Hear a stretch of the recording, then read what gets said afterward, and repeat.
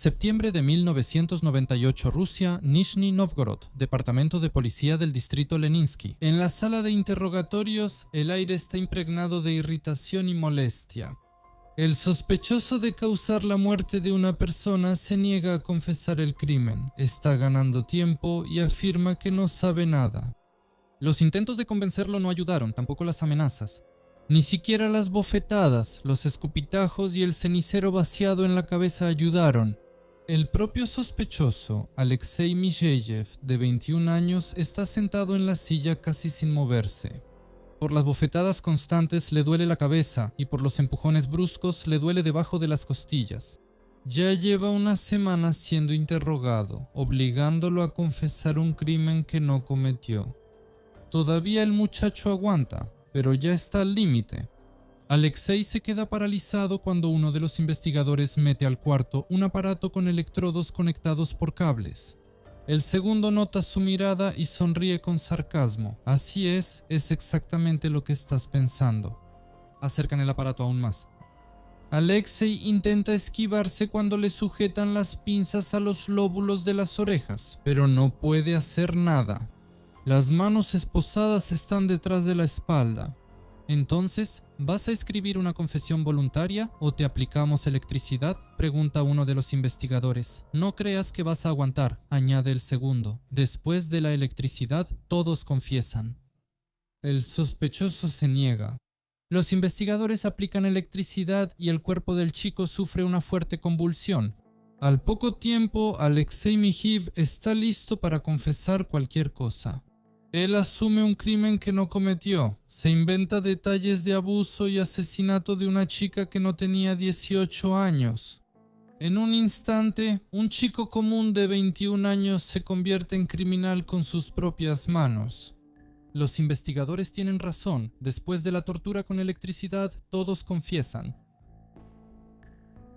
Alexei Mijeyev nació en 1976 en Nizhny Novgorod. Tenía una familia amorosa. La madre adoraba al niño y lo consentía, y Alexei le correspondía con cariño, y más tarde cuidándola. Desde el primer grado, Lesha se hizo amigo de Ilya Frolov. Los niños se sentaban juntos en el mismo pupitre y eran inseparables. En el ejército también tuvieron suerte. Fueron destinados a servir juntos. Parecía que era una amistad para toda la vida. El servicio militar de Alexei coincidió con los turbulentos años 90. Descontrol criminal, corrupción generalizada en las autoridades. Mijeyev vio todo esto con sus propios ojos. Sin embargo, el joven quería servir en las autoridades. Inmediatamente después del ejército, al terminar la escuela de policía, Mijeyev consiguió trabajo como inspector de tránsito. Mijeyev era bien valorado por sus compañeros de trabajo. El muchacho era tranquilo, no buscaba conflictos y nunca levantaba la voz. Entre los demás empleados, era considerado uno más, trabajaba como debía. No intentaba ganarse el favor de los jefes, pero tampoco lograba éxitos notables. En 1998, Mijiv consiguió su propio auto. Junto con Ilya Frolov, a menudo recorrían la ciudad y conocían chicas.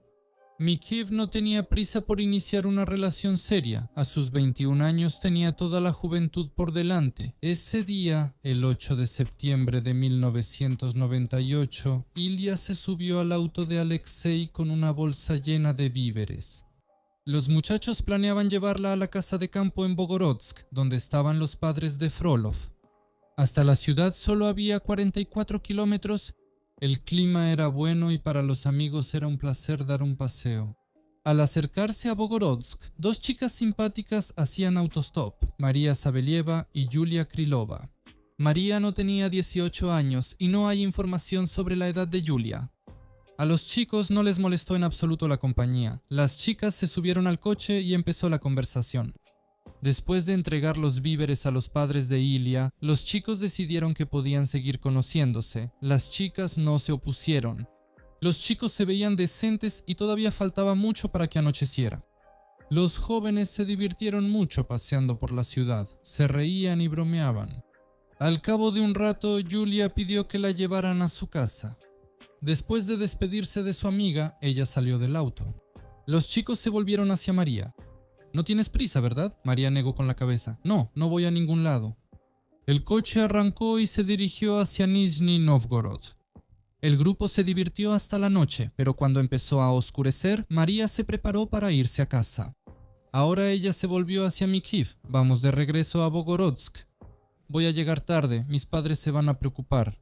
Cansado después de un día tan intenso, Alexei protestó. Mejor mañana, estoy cansado, puedes quedarte a dormir en mi casa. Vivo con mis padres, todos están en casa, no tienes nada de qué temer.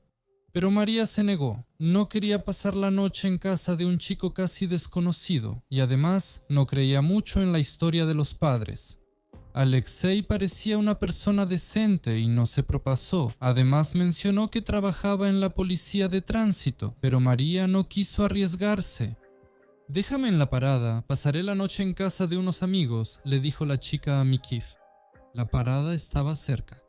María se despidió de sus nuevos conocidos y se fue. Mijeyev estaba prácticamente seguro de que nunca volvería a ver a María. Los teléfonos móviles, al igual que los buscapersonas, eran muy raros en ese entonces, y no le preguntó a la chica su dirección en Bogorodsk. ¿Cuántos encuentros fugaces como ese ocurren en la vida? Ese no fue el primero, y sin duda no sería el último. Alexei estaba equivocado. Este encuentro lo recordará siempre y en cierto sentido será para él el último. El 10 de septiembre de 1998, Alexei Mijeyev fue a trabajar en su turno. Ya casi al final de la jornada laboral, unos agentes de la policía criminal se acercaron al joven. La conversación fue breve. «Acompáñenos». Mijeyev obedeció a sus colegas sin protestar, aunque no entendía en absoluto lo que estaba pasando. Intentó hacer preguntas, pero solo lo empujaron por la espalda. Después, todas las preguntas después. Sin levantar un acta de detención y sin explicar las razones, a Alexei lo subieron a una patrulla de la policía. Ahí ya estaba sentado, esposado a la reja, Ilya Frolov. Los acontecimientos se desarrollaban de manera extremadamente rápida y surrealista. Por las conversaciones de la escolta, Alexei entendió que los llevaban a Bogorodsk y que los habían detenido bajo sospecha de ultraje y privación de la vida de María Savelieva. Los muchachos se miraron entre sí. Ambos recordaron de inmediato a la chica que habían traído a Nizhny Novgorod hace 2 días. En Bogorodsk, a Mijeyev y Frolov los llevaron al edificio de la Dirección General de Asuntos Internos para ser interrogados por el investigador Naumov. Ahí se supo que esta mañana la madre de María Savelieva había presentado una denuncia por la desaparición de su hija. Rápidamente encontraron a su amiga Yulia, quien informó que hace 2 días Masha se fue a Nizhny Novgorod con 2 chicos, uno de los cuales, Alexei, dijo que trabajaba en la policía de tránsito. Yulia describió detalladamente el auto de Alexei e incluso recordó un par de números de la placa. Esta vez, la policía procesó la denuncia sorprendentemente rápido. De inmediato se emitió una alerta y la identidad de Alexei Mijiv fue establecida literalmente en un par de horas. Mijiv, recuperándose del primer shock, de inmediato intentó señalar a los investigadores un detalle importante. No se puede iniciar una causa penal cuando no hay indicios directos de delito. María salió de casa y no regresó, pero eso aún no significaba nada. No había ningún testigo de abuso, ni mucho menos un cadáver. La chica podría no haber avisado por alguna razón, o tal vez sospechaban que ella misma podría ser culpable de no avisar, pero eso no significa que sea culpable. En la policía, básicamente, podían pensar que ella era culpable de algo, que podía ser culpable. Además, el procedimiento para declarar a una persona desaparecida solo es posible después de 3 días desde la desaparición, en el momento de la detención. De hecho, todavía ni siquiera se podía abrir un caso de búsqueda por la desaparición de la chica. Pero parecía que nadie escuchaba ni oía a Mijeyev. Sin presentar cargos oficiales, a él y a Ilya Frolov los metieron en el centro de detención preventiva. Como no había bases legales para mantener a los chicos en el centro de detención temporal, les levantaron un acta por una infracción administrativa. Supuestamente se resistieron a los agentes de la policía. Ese mismo día, a Mikiv le pusieron frente a él un montón de papeles de su propia inspección, documentos sobre su despido de la institución. La orden fue firmada el 17 de agosto, y a Alexei le pidieron insistentemente que pusiera sus firmas donde era necesario. ¿Para qué? Si yo no soy culpable de nada, no entendía el muchacho. De inmediato le explicaron que la orden y otros documentos son solo papeles y que si resulta que él no está involucrado en la muerte de María Sabelieva, esos papeles simplemente serán destruidos. Si resulta que Mikiv es un criminal, será mejor que en el momento del crimen ya no figure como empleado de la policía de tránsito. La Inspección Estatal de Tránsito no necesitaba otra mancha en su reputación. No sentía ninguna culpa, así que no me costó trabajo firmar el documento. Por tontería, por ingenuidad, tenía apenas 21 años. Renuncié de inmediato, recordaba Mikiv después. En ese mismo septiembre de 1998, sin obtener las órdenes correspondientes, los investigadores de la policía de Bogorodsk, Dunaev, Naumov y Tiulchenko realizaron registros en el departamento donde vivía Mikiv con sus padres, en la casa de campo, el garaje y el auto. En el auto de Mikiv encontraron varios cartuchos de pistola, lo cual era motivo suficiente para iniciar un proceso penal. Los informes de hallazgo y decomiso de las balas se redactaron ya en la oficina de los investigadores, donde invitaron a los testigos. Ahí mismo se redactó un acta deliberadamente falsa sobre una infracción administrativa. En ese acta se decía que la noche del 11 de septiembre de 1998, Mikiv y Frolov cometieron una infracción al orden público en la estación. El expediente administrativo fue enviado al tribunal del distrito de Bogorodsky, donde ese mismo día se dictó una resolución imponiendo una sanción administrativa en forma de arresto por un periodo de 5 días.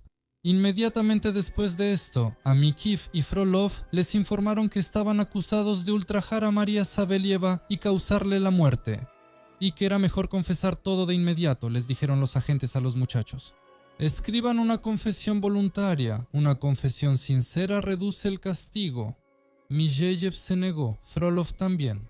Ambos muchachos afirmaban que eran inocentes y pronto esa terquedad empezó a irritar a los investigadores. Empezaron a usar amenazas, pero tampoco funcionaron. Mijeyev exigía un abogado, al igual que Frolov, pero una y otra vez a ambos se les negaba, no había nadie que los defendiera. Los investigadores se volvieron cada vez más atrevidos, empezaron los enfrentamientos y las bofetadas. Después simplemente empezaron a golpearlo. Se burlaban de él, vertieron whisky en un cenicero y luego escupieron. Los agentes se comportaban de manera arrogante y desafiante, parecía que no le temían a nada. No les asustaba que tuvieran delante a una persona inocente, ni que María Sabelieva pudiera regresar a casa sana y salva mañana mismo. Era como si les hubieran dado una tarea que debían cumplir a toda costa. Muy pronto mi jefe entenderá que así fue. El plazo de detención administrativa estaba por terminar y tuvieron que dejar en libertad a Ilya Frolov, pero a Mikiv lo volvieron a detener. El cuerpo de María Sabelieva nunca fue encontrado, pero los cartuchos encontrados oportunamente en su auto cumplieron su papel. El 16 de septiembre de 1998 se abrió una causa penal por posesión ilegal de municiones. Se eligió como medida cautelar para Mikiv la detención en el centro de detención temporal. Ilya Frolov fue citado al departamento de policía del distrito Lenin para ser interrogado como testigo. Ahí mismo, durante el interrogatorio, fue detenido nuevamente e interrogado por la desaparición de María Sabelieva. No sé si lo torturaron o si él dio testimonio por su propia voluntad, eso lo contará después Mikiv. Pero Frolov me señaló como el culpable, dijo que yo lo obligué a participar. Ilya Frolov declaró que Mikiv lo obligó con amenazas a participar en el abuso de María Sabelieva y luego también con amenazas lo obligó a participar en causarle la muerte. Frolov lo describía todo de manera vívida, con detalles, cómo María se resistía, cómo agonizaba, cómo escondieron el cuerpo. Incluso describió dónde Mikiv escondió el cadáver. Ese mismo día, un grupo operativo fue al lugar indicado, pero, naturalmente, no encontraron el cadáver. Pero el destino de Mikiv ya había cambiado radicalmente. Después de que Frolov confesó, dejaron de tratar con miramientos a Mikiv. Lo volvieron a golpear, le escupían en la cara y en la cabeza, le daban bofetadas y lo picaban bajo las costillas. La exigencia era la misma: confiesa, escribe una confesión. Miyeyev se negaba obstinadamente. Me dijeron: claro que no te vamos a lastimar con nuestras propias manos, recordaba él después. Te vamos a poner en una celda con reincidentes. Si mañana tampoco confiesas, entonces mañana tus compañeros de celda sabrán que eres un ex policía y que estás aquí por abuso sexual. Imagínate lo que te van a hacer. Según la ley, los exmiembros de las fuerzas del orden deben mantenerse separados de los demás delincuentes. Mikhiv intentó recordarlo, pero nadie lo escuchó. Las amenazas y golpizas continuaron. El 17 de septiembre de 1990, finalmente se permitió que un abogado viera a Alexei Mikhev, con quien la madre de Alexei había firmado un contrato para el caso de posesión de municiones. Alexei le explicó de inmediato a su defensora que al investigador no le interesaban las municiones y que todos los interrogatorios se realizaban en relación con la desaparición de María Savelieva. La abogada escuchó atentamente y luego dijo que, según el contrato, solo podía trabajar en el caso relacionado con las municiones encontradas. En cuanto a Savelieva, no le pagaron por eso y no tiene la orden correspondiente. La abogada ya no volvió al centro de detención temporal, ya que el investigador le negó el derecho de visita. Entre el 17 y el 19 de septiembre, Alexei Mikhev fue sometido a intensos interrogatorios. A pesar de que fue detenido por posesión de municiones, fue interrogado por el investigador en el caso de la desaparición de Savelieva. Todo ese tiempo, Alexei fue torturado para que confirmara el testimonio de Ilya Frolov. Una de las torturas más crueles fue la tortura con electricidad. Durante esa tortura, Alexei estaba sentado, esposado a una silla, y le conectaban a las orejas pinzas metálicas con cables eléctricos.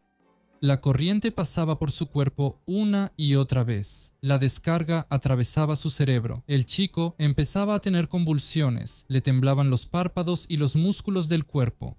Alexei se retorcía en la silla, mientras los agentes solo lo observaban e intercambiaban comentarios. Si se le va la lengua hacia atrás, habrá que sacarla con un alfiler, comentó uno de ellos con cinismo. Mejor confiesa o te conectamos los cables a los genitales. O sea, los conectan en la zona del cerebro. O sea, el cortocircuito pasa a través del cerebro, afecta al cerebro, al sistema nervioso central. O sea, la descarga recorre todo el cuerpo. O sea, esto sucede a una frecuencia de 50 Hz. O sea, ¿cuánto tenemos aquí de electricidad? La frecuencia en los enchufes es de 50, entonces te sacude 50 veces por segundo. O sea, cada músculo, es decir, cada músculo empieza a contraerse 50 veces por segundo. Para ese momento, Alexei ya estaba agotado moral y físicamente. El dolor de las descargas eléctricas era insoportable. Varias veces simplemente perdió el conocimiento. Las palabras y la risa del interrogador resonaban en sus oídos. Espasmos recorrían su cuerpo de vez en cuando. Vamos, Mikhiv, confiesa, tú lo hiciste. Y el chico no aguantó, yo.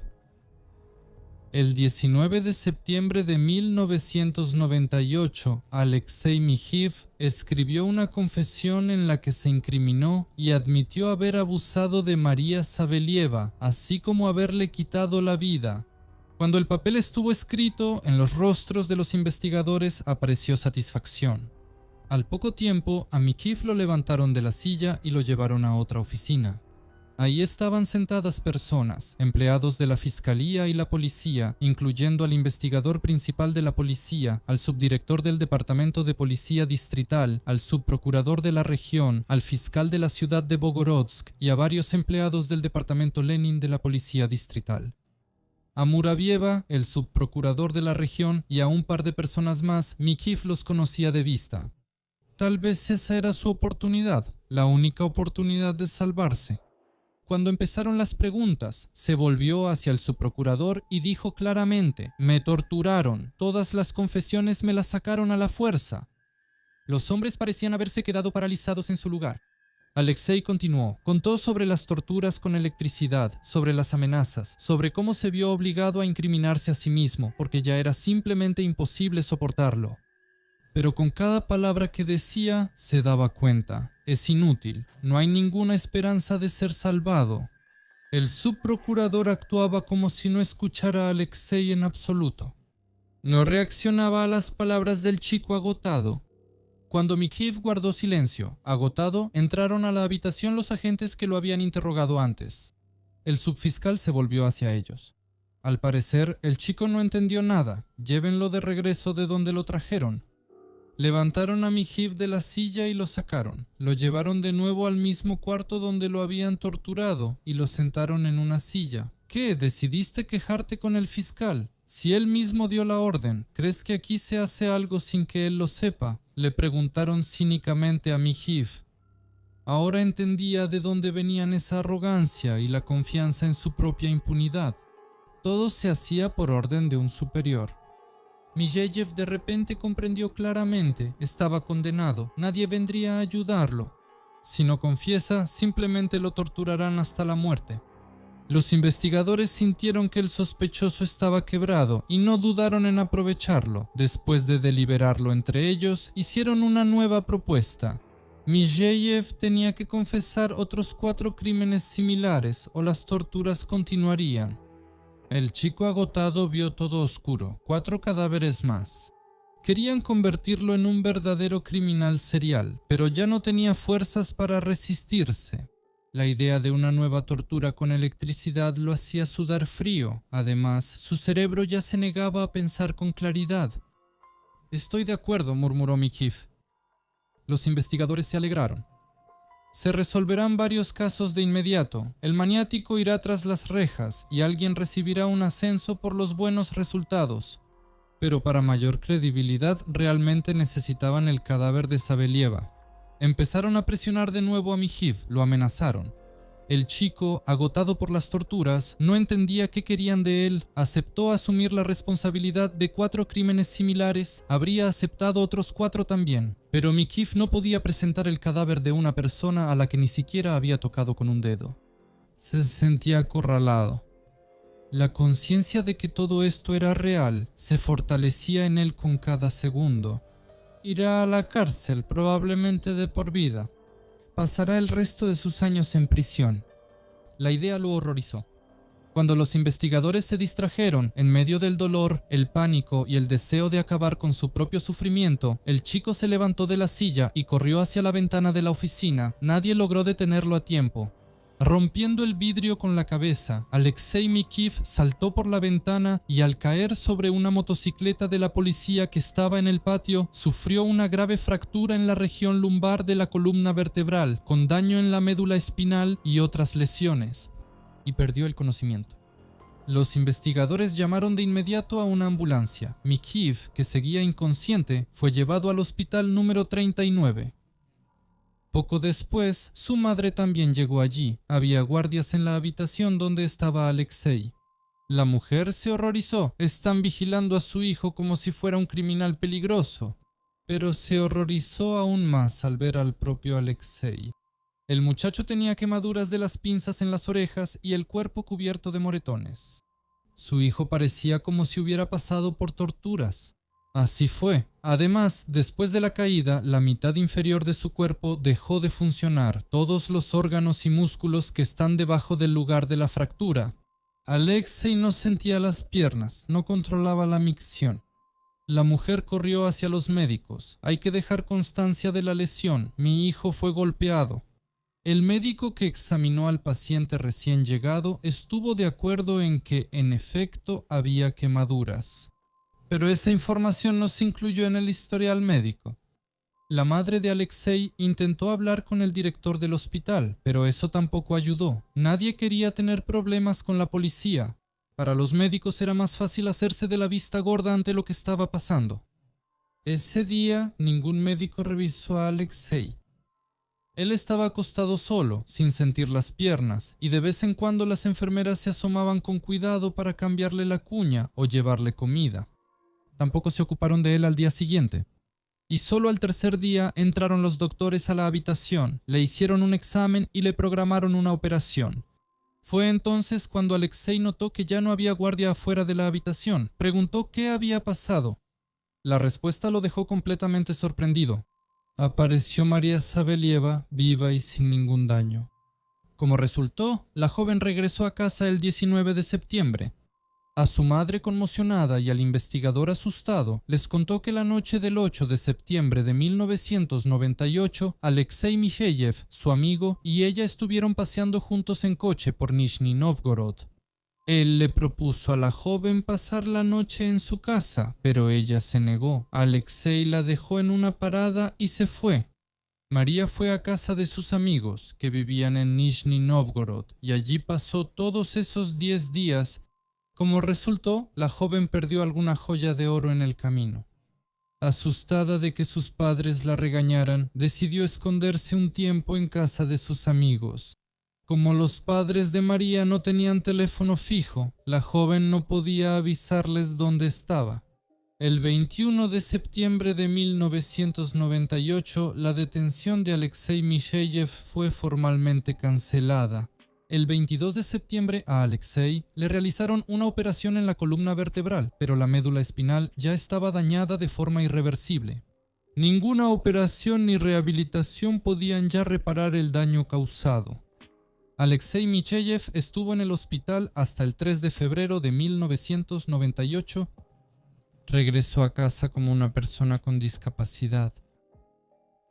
El 25 de septiembre de 1998 se cerró el caso penal número 22.346 iniciado por sospecha de abuso contra María Savielieva y causarle la muerte. Alexei Micheyev fue implicado como sospechoso por el hecho de posesión ilegal de cartuchos. Pero también este caso tuvo que ser cerrado, ya que en el momento en que se encontraron los cartuchos, él era empleado de la policía y por lo tanto tenía derecho a portar armas. Todas las personas involucradas en la investigación de la desaparición de María Savielieva eran conscientes de que el caso estaba tomando un mal rumbo. Los casos penales se desmoronaban uno tras otro. El caso de Alexei empezó a comentarse y los defensores de derechos humanos comenzaron a involucrarse. El caso estaba cobrando notoriedad pública. Las autoridades superiores exigían averiguar de qué se trataba. Era urgente salvar la imagen de la investigación. El fiscal de Nizhny Novgorod intentó salvar la situación. El 1 de marzo de 1999 se abrió una causa penal por el secuestro de María Savielieva. Sin embargo, también aquí la acusación se vino abajo casi de inmediato. María dijo que Alexei no la retuvo. Ella fue a Nizhny Novgorod con él por su propia voluntad. Y cuando se negó a quedarse a pasar la noche con él, el chico la llevó hasta la parada y se despidió. El 21 de septiembre de 1998, un investigador de la Fiscalía del Distrito Leninsky inició una causa penal por el hecho de la caída de Alexei Micheyev desde la ventana. Como testigos, fueron interrogados 5 empleados del Departamento de Policía del Distrito Leninsky que participaron en el interrogatorio del 19 de septiembre de 1998. Todos, como era de esperarse, declararon que no torturaron a Alexei Micheyev y que no vieron que alguien más lo hubiera torturado. El interrogatorio se realizó estrictamente de acuerdo con las normas de la ley, decían ellos. El investigador le dijo a Micheyev que Ilya Frolov había confesado su complicidad en el abuso y la muerte de María Savielieva y que la mejor salida sería confesar. El interrogatorio fue interrumpido para tomar té. Cuando los empleados estaban ocupados preparando el té, Micheyev de repente se levantó de la silla, corrió hacia la ventana, rompió el vidrio y saltó. También fue interrogado el médico que examinó a Alexei Micheyev el día que lo llevaron al hospital. Él confirmó que la madre de Micheyev mencionó algunas quemaduras en las orejas de su hijo. Sin embargo, todas las lesiones del joven fueron causadas por la caída desde la ventana, fractura, hematomas, contusiones y heridas. De acuerdo con los registros médicos, durante el examen objetivo no se encontraron quemaduras en los lóbulos de sus orejas. El compañero de cuarto de Mijiv en el hospital contó que vio quemaduras en las orejas de Alexei. En su opinión, esas quemaduras pudieron haber sido causadas por descargas eléctricas. El hombre trabajaba como electricista y sabía qué tipo de quemaduras pueden causar los cables eléctricos. Pero las palabras del compañero de cuarto no eran suficientes para presentar una acusación. El 21 de diciembre de 1998, el investigador cerró el caso penal contra los agentes de policía debido a la ausencia de un hecho delictivo. La resolución de cierre fue anulada 3 veces. El caso se enviaba para una investigación adicional, pero el resultado siempre era el mismo. Los hechos de tortura no se confirmaban. Resultaba que Alexei saltó por la ventana por su propia voluntad, guiado por su actitud personal hacia la situación, basada en las características psicológicas específicas de su personalidad. Cuando se descubrió que durante la realización de las diligencias de investigación nunca se había interrogado a Ilya Frolov como testigo, la resolución de cierre del caso penal fue anulada por 4ª vez. El caso fue nuevamente enviado para una investigación adicional, durante la cual el joven declaró que en la comisaría de Bogorodsk sí lo golpearon. Le exigían lo mismo que a Mikhiv, que confesara haber abusado de María Sabelieva y haberle causado la muerte. Frolov contó que entre el 16 y el 19 de septiembre de 1998 fue interrogado constantemente en la comisaría Lenin del distrito de Nizhny Novgorod. Durante el interrogatorio, el investigador principal de la policía lo golpeó, lo sacudió y también le dijo que a Ilya lo iban a torturar con electricidad si no confesaba. Además, lo amenazaron con meterlo en una celda con un enfermo de tuberculosis y contarles a los demás reclusos que había abusado de una menor de edad. Bajo la presión psicológica, Frolov se quebró, por eso fue que acusó falsamente a Mikhiv. Las declaraciones de Frolov no fueron tomadas en cuenta. El caso penal contra los investigadores que torturaron a Mikhiv fue cerrado una vez más. Yo se lo puedo decir con total sinceridad. A veces simplemente me daba miedo decirle otra vez a Mikhiv: mira, Lesha, por 16ª vez tu caso ha sido cerrado. Nadie tiene la culpa. Pero él no pensaba rendirse. Tras la queja de Alexei Mikhiv, el 27 de mayo de 2001, el Tribunal del Distrito de Nizhny Novgorod anuló la resolución de cierre y obligó a la Fiscalía a continuar la investigación. El tribunal señaló, entre otras cosas, que las explicaciones de Alexei Mikhiv eran lógicas y detalladas y que el caso debía ser investigado con mayor minuciosidad. El tribunal también ordenó que se realizaran exámenes psicológicos y psiquiátricos a Alexei Mikhiv. Tras examinar a Mikhiv, los especialistas concluyeron que está completamente sano mentalmente, pero que ha sufrido un trauma psicológico, incluido uno relacionado con una lesión física. En el momento del examen, el estado mental de Mikhiv se caracterizaba por reacciones eufóricas, suavidad y bondad, emotividad y dependencia del dolor y de personas fuertes, en particular de su madre, según el informe. También en el informe se señaló que actualmente Mikhiv no es propenso a tener pensamientos suicidas. En cuanto a su estado, en el momento en que saltó por la ventana, para ese entonces ya habían pasado varios años, ya no era posible sacar conclusiones. El 19 de mayo de 2001, la investigación del caso fue cerrada por las mismas razones que antes. Después de una serie de rechazos para investigar el caso penal, la queja fue enviada al Tribunal Europeo de Derechos Humanos. Dado que el estado de Mikhiv empeoraba gradualmente, en febrero de 2003 también se presentó una solicitud para que la queja fuera revisada con prioridad. Tomando en cuenta los argumentos presentados en la solicitud, prometieron revisar el caso durante el año 2003 en cuanto fuera posible. La notificación sobre esto fue enviada al fiscal de la región de Nizhny Novgorod. El 17 de diciembre de 2003, el tribunal recibió un memorando del Estado demandado por parte del representante autorizado de la Federación de Rusia ante el TDH Pavel Laptev. En él, las autoridades rusas señalaban que el TDH estaba actuando de manera prematura. El caso penal sobre el uso de torturas contra Alexei Mikhiv aún está siendo investigado por la Fiscalía del Distrito Lenin de la ciudad de Nizhny Novgorod, Donbass. El TDH debe esperar antes de sacar conclusiones. Finalmente, ya en 2005, 7 años después de lo sucedido, la Fiscalía finalmente presentó cargos contra 2 agentes de la policía que participaron en el interrogatorio de Alexei Mikheev el 19 de septiembre de 1998. Los materiales del caso, junto con el acta de acusación, finalmente fueron enviados al Tribunal del Distrito Lenin de Nizhny Novgorod para su revisión. El 30 de noviembre de 2005, el Tribunal del Distrito Lenin de Nizhny Novgorod declaró culpables a 2 agentes de la policía, Igor Somov y Nikolai Kasterin, de cometer el delito previsto en la parte 3 del artículo 286 del Código Penal de la Federación Rusa, abuso de autoridad. Fueron condenados a 4 años de prisión con la prohibición de ocupar cargos en los órganos de seguridad pública durante 3 años. Se sabe que, después de cumplir su condena, consiguieron trabajo en una empresa de seguridad privada. El subdirector del Departamento Principal de Asuntos Internos de la región, Piotr Sibirev, quedó impune. Según Alexei Misheyev, él no podía no saber que se estaban usando torturas contra él, sin embargo, no tomó ninguna medida para detener el tormento.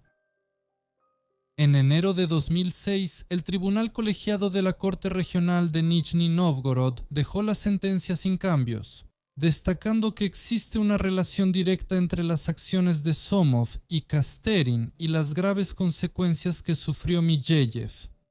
Casi al mismo tiempo, el 26 de enero de 2006, el Tribunal Europeo de Derechos Humanos determinó que el trato cruel en esta situación alcanzó el nivel de tortura según el artículo 3 de la Convención Europea de Derechos Humanos. Además, el Tribunal Europeo de Derechos Humanos señaló que Rusia se negó a proporcionar el expediente penal. Se identificó una conexión entre las personas responsables de la investigación y aquellos que supuestamente participaron en el trato cruel hacia Mikheev. Se trataba del subprocurador de la región, Muravyov, y el tribunal de Nizhny Novgorod fue extremadamente parcial hacia los agentes del orden, confiaban plenamente en sus testimonios, mientras que los testimonios de Mikheev también eran completamente ignorados. El tribunal de Nizhny Novgorod ignoró el hecho de la falsificación de documentos que figuraban en el caso, los protocolos de interrogatorio, la incautación de cartuchos del auto de Mikheev, el acta administrativa y así sucesivamente. A Alexei Mikheev se le otorgó una compensación monetaria de 250.000 euros. Sin embargo, ese dinero no le ayudó a volver a ponerse de pie. Prácticamente toda la suma se gastó en cubrir los gastos médicos. Normalmente, en nuestros videos aparecen criminales. Yo trato de trazar el perfil de personalidad del criminal, pero hoy intentaré dibujar el retrato de la personalidad de la víctima. Alexei Mikheev no cometió ningún asesinato. Él se convirtió en víctima de torturas monstruosas, falsificaciones e impunidad. Bajo la presión de los investigadores, él mismo se incriminó. Inventó crímenes que no existían, firmó una confesión y luego se arrojó por la ventana, quedando con una discapacidad grave. Nunca se registró ningún delito real cometido por él. Sin embargo, si intento construir un perfil de personalidad, esto es lo que obtengo. Antes de la tragedia, Alexei era un joven tranquilo, amable y que evitaba los conflictos. Sus colegas hablaban de él con respeto. Él no sobresalía, no intentaba destacar ni ganarse el favor de nadie, pero tampoco entraba en conflictos. Tenía una relación cálida y cercana con su madre, que más tarde se convirtió en la base de su apoyo emocional. Después de los acontecimientos de 1998, cuando fue sometido a interrogatorios de varias horas con golpizas y torturas eléctricas, y luego quedó discapacitado, ocurrieron cambios en su psique. Sin embargo, las pericias realizadas no detectaron trastornos mentales en él. Alexei seguía siendo una persona cuerda y consciente de sí misma. Su estado mental se caracterizaba por una suavidad emocional, bondad y dependencia de su madre, como una figura más fuerte. Se observaban en él reacciones eufóricas, posiblemente como una reacción defensiva de la psique ante el dolor constante y la impotencia. Al mismo tiempo, durante el examen no se registró ninguna tendencia a pensamientos suicidas en él. En cuanto a los diagnósticos, a Alexei no se le hizo oficialmente ningún diagnóstico psiquiátrico. Es posible que haya desarrollado un trastorno de estrés postraumático, TEPT, como consecuencia de la violencia física y la catástrofe emocional, pero en el informe no se menciona esto directamente. Solo se registra que él sufrió un trauma psicológico grave, no se volvió peligroso, no se llenó de odio, no empezó a vengarse. Su psique más bien se inclinó hacia la vulnerabilidad emocional y la bondad interior a pesar de lo que vivió. Como resultado, tenemos la imagen de una persona quebrada por el sistema. Y cuando logró salir de esa trituradora, sobrevivió, pero quedó confinado a una silla de ruedas, no se volvió amargado, simplemente siguió viviendo. No como un héroe, sino como una persona a la que no le dejaron opción. Por cierto, si quieren obtener un retrato de su personalidad, entretenerme, por supuesto, el portafolio, el enlace a la publicación sobre cómo hacerlo y qué resultado obtendrán, probablemente lo dejaré debajo del video. Pues ya lleva más de un cuarto de siglo Alexei prácticamente postrado en cama. La parte inferior de su cuerpo no funciona, no puede controlar el funcionamiento de sus intestinos ni de su vejiga. Alexei vive con su madre, que es pensionada. Ella se vio obligada a dejar su trabajo para cuidar a su hijo. Ya no tenían contacto con Ilya Frolov. Mijeyev no le perdonó a su compañero la calumnia, aunque en parte entendía por qué lo hizo. Después de lo sucedido, Frolov consiguió trabajo en las fuerzas del orden y en la comisaría del distrito Leninsky instalaron rejas en las ventanas. Ahora aquellos a quienes torturan ahí no podrán escapar. ¿Y ustedes qué opinan sobre este caso? Escriban sus comentarios, den like o dislike y vean otros videos en el canal. Salen aunque no siempre reciban notificaciones al respecto.